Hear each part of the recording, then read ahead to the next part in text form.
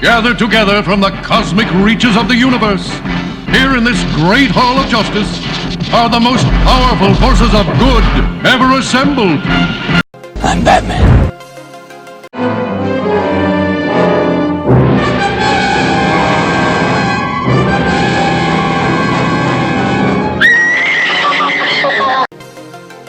Easy, miss. I've got you. You've got me! Who's got you? Dooby-dooby-doo, where are you? We got some work to do now.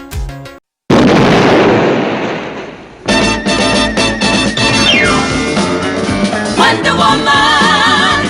Wonder Woman! Mr. McGee, don't make me angry. You wouldn't like me when I'm angry. Wait a minute, Doc. Are you telling me that you built a time machine? Out of a DeLorean? I'm Conor MacLeod of the Clan MacLeod. I was born in 1518 in the village of Glenfinnan on the shores of Loch Shiel. I am immortal. I'm Captain Kirk. I'm a doctor. But probably not the one you expected.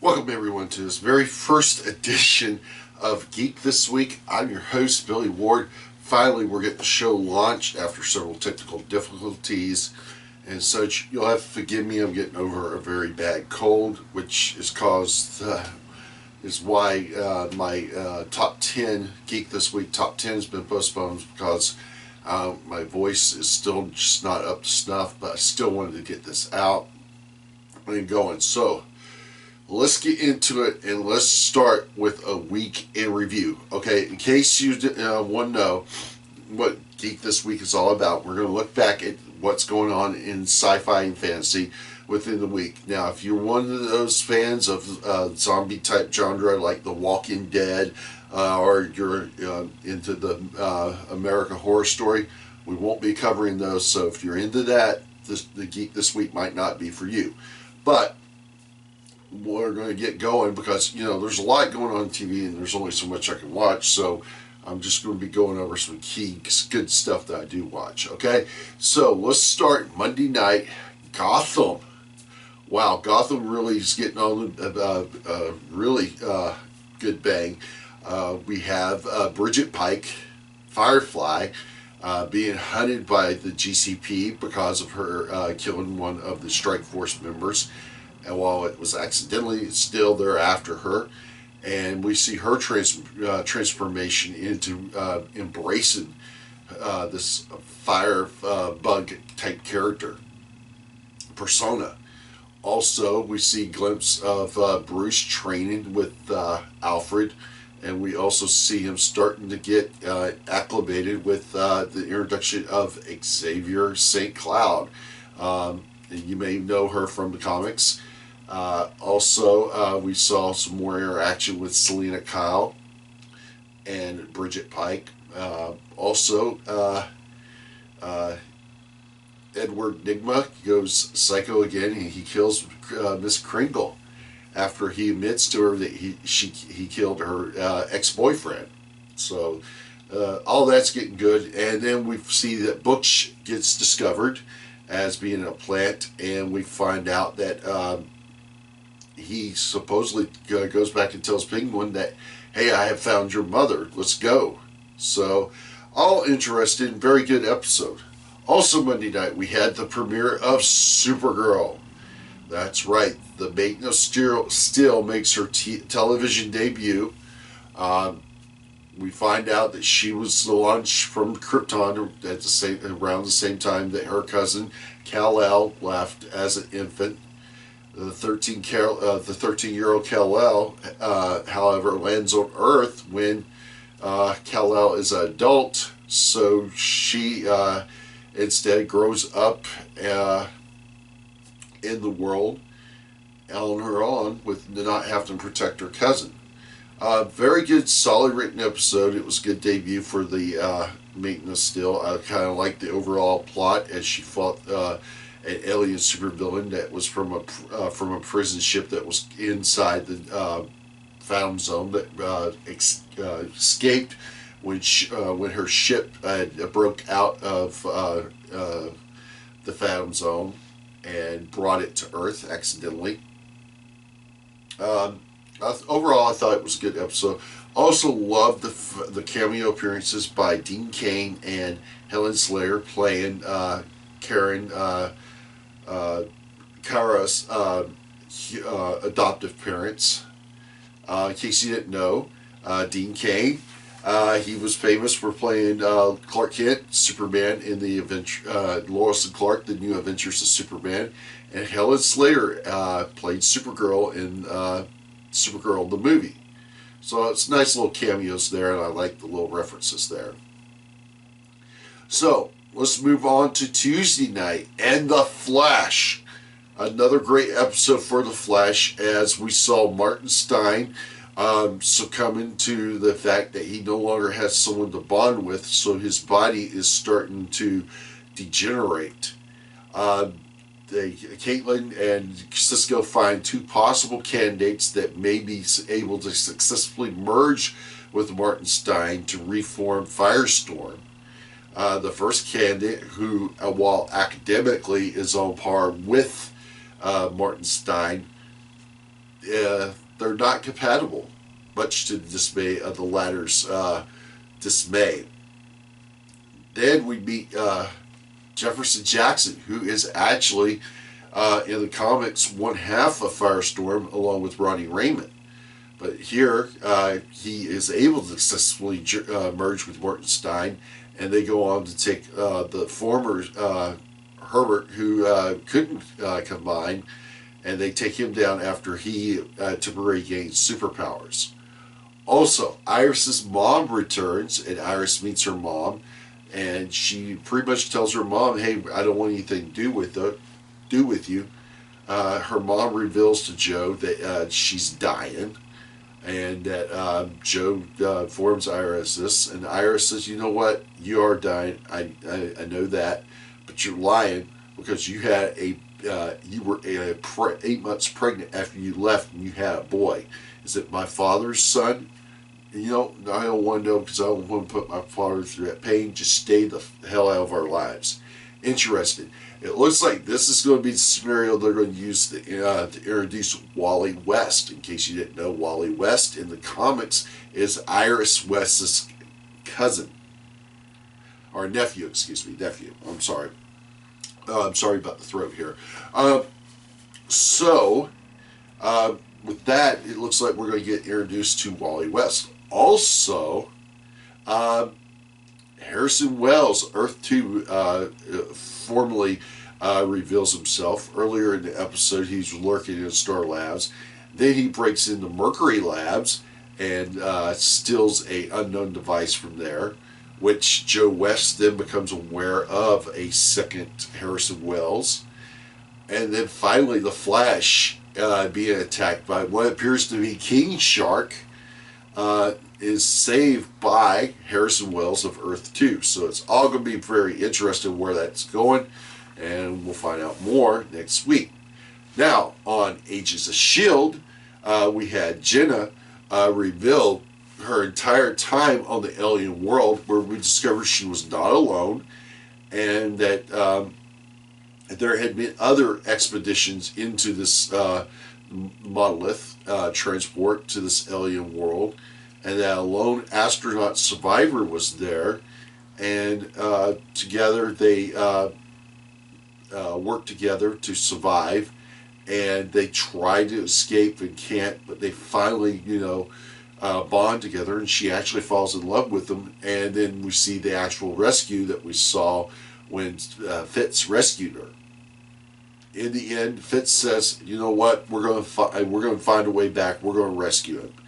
So, very interesting. I like the way how they told the story. It gave a great explanation of what happened to her in those 6 months. So that was a good thing to see. So next week we get to see they return to the fold, and everybody's going home to go after Grant Ward. So it's going to be interesting to see where we go from there. Now, on to Wednesday night. Arrow. Okay. Arrow had to deal with Oliver Queen dealt with the fact that he was going to run for mayor. He tells everybody that he's running for mayor, and they made him with skepticisms. Then he shows them the second reason why he picked the old Sebastian Blood's campaign headquarters for his campaign headquarters, as he's installed their new secret lair, state-of-the-art equipment thanks to Palmer Technologies. Also, Laura has brought Sarah back home and is keeping her in the basement chained up. That's interesting. And it lets her father know, and her father is dismayed about it. He goes to see Damien Dark, who says, hey, look, you know, that ain't your daughter. It's just her shell. She's dead. The best thing you can do is put her down.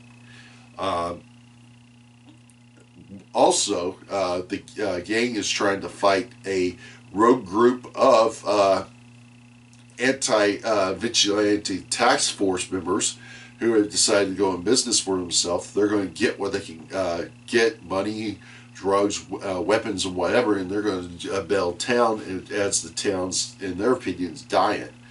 The team is able to capture them and stop them and such, and Oliver confronts Detective Lance, Captain Lance, about his involvement with Damien Dark, and says, you know what, on second thought, why don't you just keep it up? That way we got an inside guy when we got a lead on him.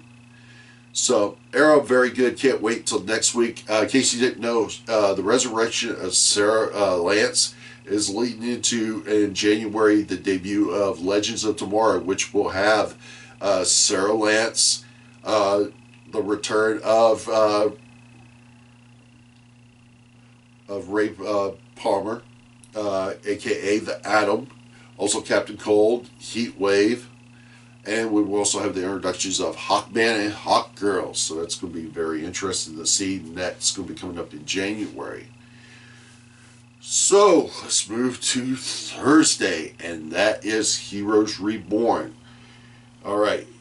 Hiro Nakamura takes Noah Bennett back 1 year into the past to Odessa, Texas, to the site of the Odessa disaster, the bombing at the EVO event summit. And we find out a lot of little key things here. We find out that Erica had Amender Ashir working in the Arctic, who was researching and discovered the disaster that is going to hit the Earth when the magnetic poles reverse and will not protect us from solar radiation, which will wipe out all life on Earth, and that his discovery shows that the EVOs can protect the Earth. And then we find out that Angela, Clara Bennett's grandmother, who, you know, is a precog, tries to tell Mohinder that, hey, look, you don't want to trust Erica. She's already killed your team. You're not going to give your speech today, and she's going to kill you. He doesn't believe Angela, and he proceeds to go on. After he leaves, Angela gets a phone call concerning Claire. Claire is in danger. So, Noah shows up, finds out that Claire is has been there, but she's at the hospital. We also discovered that the past Noah shows up, and that he is working with Erica. He discovers what Erica's planning on doing. She holds him captive, but then he's let go, and such. We discover also, thanks to Hero, that the actual bomber is Harris. Yes, the guy who can break off into multiple pieces and clone himself. And it turns out that he is the one strapped with bombs that is planted at 6 key locations that causes the disaster.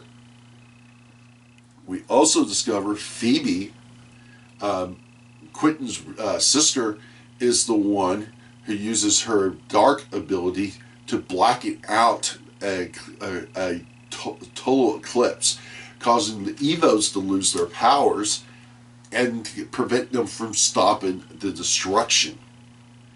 Also, this will be in later in the show, discussion I want to have. That's been a big argument that I've seen on the web. Well, at the hospital, we find Noah and a hero there. They find out that Claire is dead and that she has given birth to twins. So Noah goes and checks her body out and discovers that her weak spot, the only spot that if it's damaged she would stay permanently dead, is intact, and he can't figure out why she's dead. Angela lets them know, once she realizes they're from the future, she lets them know that Erica, that she's had a prophecy that Claire's babies, either one or both of them, are going to be the key to save the world. Noah then has the brilliant idea of realizing why he had the Haitian race's memories, to protect Claire's kids from Erica. And he comes up with a brilliant idea. She's going to be looking for toddlers. And they decide that they are going to send both babies, have Hero take the babies into the past to the year 1999. Therefore, when the disaster happens, they will be teenagers and be ready to save the world. The boy is named Nathan after Angela's son and Claire's father, and the girl is named after Noah's mother. So, with that being said, they go into the past. Angela goes, promises she's going to take care of the kids, and we find out before the disaster happens, that we see Tommy Clark having his birthday, and with a little cupcake and one little candle, and his mother, Anna Clark, who's the nurse that brought the babies in at the hospital, tells him, "Happy birthday, Nathan." We find out that Tommy Clark is actually Claire's son. You know, as they say in Doctor Who, it's a timey-wimey thing, so you gotta go with it.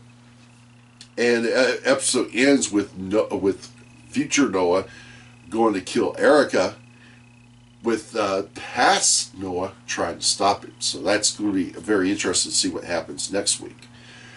Okay, let's move to Saturday. And the Doctor is in. That's right, it's Doctor Who, and it was the part one of a two-part episode, the Zygon Invasion. In case you hadn't seen it, the plot of the story comes off of the Doctor Who 50th anniversary from 2003 called Day of the Doctor, where the 10th, 11th Doctor, and the War Doctor, who was an incarnation between the 8th and the 9th Doctor, stop a Zygon invasion of the Earth, and they set up a peace treaty between Earth and the Zygons. Well, in this episode, we find out that that treaty is falling apart, and that one of the key holders of it, Osgil, has been kidnapped by a rogue faction of the Zygons. So the Doctor has invoked his statement as president of the Earth, and is trying to peacefully stop the Zygon invasion from escalating. He's unsuccessful at points, but he does rescue Osgil. Meanwhile, Claire is working with another branch of UNIT as they trace down leads of their own, while Kate Stewart is going over to the U.S. Truth or Consequences, New Mexico, which is a phrase that the renegade Zygons keep saying throughout the episode. Well, lo and behold, the episode ends on a nice cliffhanger. We find out that Claire has been replaced by Zygon, and that the Zygons have taken out the entire unit infrastructure, and we see the Zygon Claire fire a missile at the airplane that's carrying the Doctor and Osgil. So it's going to be interesting to see what's going to happen next week. We do know that Jenna Coleman, aka Claire Oswald, will be leaving after Series 9. So the question is, who will be the Doctor's next companion? Could it be Osgood? And if you don't remember, he offered to let her travel with him in the season finale of Series 8, only for her to be killed by Missy, aka the Master. So, what's going to happen there? It's going to be interesting to see. So, in a nutshell, that is Geek This Week Look Back Review. So, let's talk about Heroes Reborn, which, I think they've been doing a great job with it. I think one of the big complaints that I have about Heroes Reborn is that they're trying to shovel too much in a 13-episode arc. The original Heroes, the first season, which worked very well, was done over 24 episodes, or chapters as they call them. And I thought it overworked, and the overall arc worked pretty well. I think they're just trying to shove too much in here, even though it's supposed to be a mini-series. I just think they're trying to shovel too much in. Also, the creator, Tim Kingcrow, I hope I pronounced his name right, probably didn't. He has stated that this is he does not consider this to be the 5th season of Heroes, if you were to look at it that way. He considers it to be the 10th. So it doesn't immediately pick up after season 4. Now, the big argument everybody's been having is the death of Claire. How could Claire die in childbirth? In the episode, it says that Claire died of a seizure during child labor. Okay, there's several explanations. Everybody's got their theories, but nobody seems to be happy with that. But here is my theory that makes sense. Okay, we know that Quentin's sister, Phoebe, has the ability to create dark shadows. And one of her abilities is that she can create it in such a form that she could deactivate other Evo's powers. So with that said, when she blanked out an entire Odessa, at the exact moment that Claire was given childbirth, Claire's immune system totally went to shits, because if you remember back in the season 3 of Villains, when there was the total eclipse that deactivated everybody's powers, Claire started having infections, and her entire immune system was nil to none. So with that being said, she would have had no immune system to fight with. Therefore, she would have had the seizure, and she would have died. And therefore, she would have been dead and no powers to heal her. So that's my explanation for Claire's death. And I think that makes sense. And I think that was brilliant writing.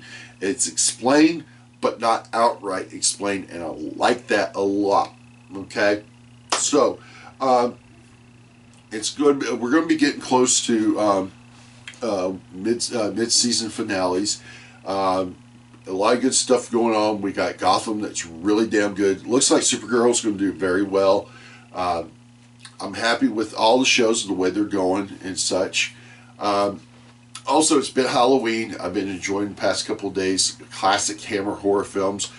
Some of my favorites, I have to say, is The Mummy, which stars Christopher Lee as Carius and Peter Cushing as Jonathan Bennett.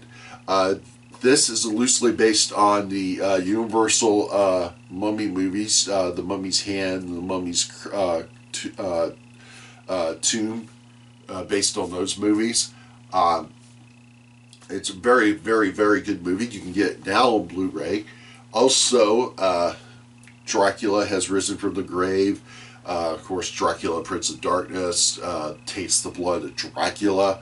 Another good movie, and it's an obscure movie, but it's very good. You can get it on the DVD Icons of Hammer. It's The Gorgon. It's based on Greek mythology. Very well done. It stars the team once again of Peter Cushing and Christopher Lee, both given wonderful performances. Another Hammer veteran, Barbara Shelley, but also Patrick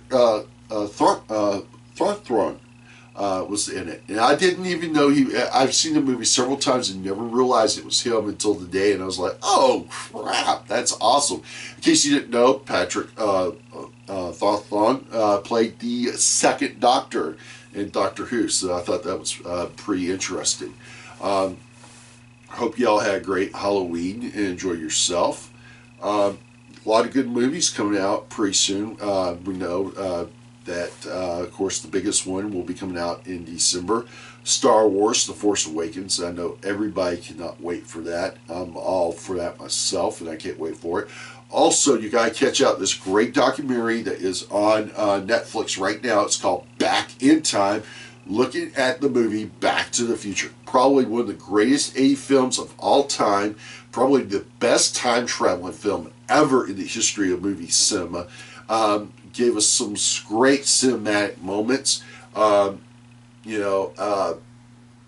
We had Back to the Future Day that was that was a couple of weeks ago. That was pretty damn awesome. So it's just it's a great documentary. I watched it. I thought it was very good. So you gotta check it out. So anyway, that's it for this week's first edition of Geek This Week. I've been your host, Billy Ward. Just to let you know, we're going to have some great things coming up. In December, I will be going to, I'm just going one day. It's his first event, so I'm just going to go one day to check it out. It's the Panama City Beach Comic Con. It's going to be interesting to see how it goes and such, so I'm going to check it out. They're going to have some celebrities there. I'm not sure all who's going to be there, but I'm going to check it out. Also, though, in February next year will be the 2016 Pensacon. I will be going to that, and it will be a 3-day event, so there will be no show that weekend. But after the weekend after will be a recap of all the events from there. Some great celebrities are going to be there. Just to name a few, if you're a wrestling fan, the $1 Million Man, Ted DiBiase, will be there. If you're a Rocky Horror Picture Show fan, Barry Boswick will be there. If you are a fan of Doctor Who, Pierce Davison, the 5th Doctor, will be there. Of course, if you're Star Wars geeks, we have Peter Mayhew, Chewbacca, and David Prowse, Darth Vader. And don't worry, Star Trek fans, we know it's the 50th anniversary coming up, and representing Star Trek will be Jonathan Frakes. Commander William T. Riker from Star Trek The Next Generation will be there too. And a lot much more celebrity guests. We also have Sid Haga, from the House of 1,000 Corpses, Devil's Rejects. Also did this great classic horror film with Lon Chaney Jr. called Spider Baby, and much more. So there's going to be, and also, if you're a Back to the Future fan, Jennifer Parker herself, Claudia Wells will be there too. So, and from Planet of the Apes, Linda Harrison, Nova. So, a lot of great guests going to be there, and I'll have a lot of footage covering that. So, thank you for watching this very first edition of Geek This Week. I've been your host, Billy Ward, and we'll catch you all next week, and hopefully my voice will be a lot better. See you guys.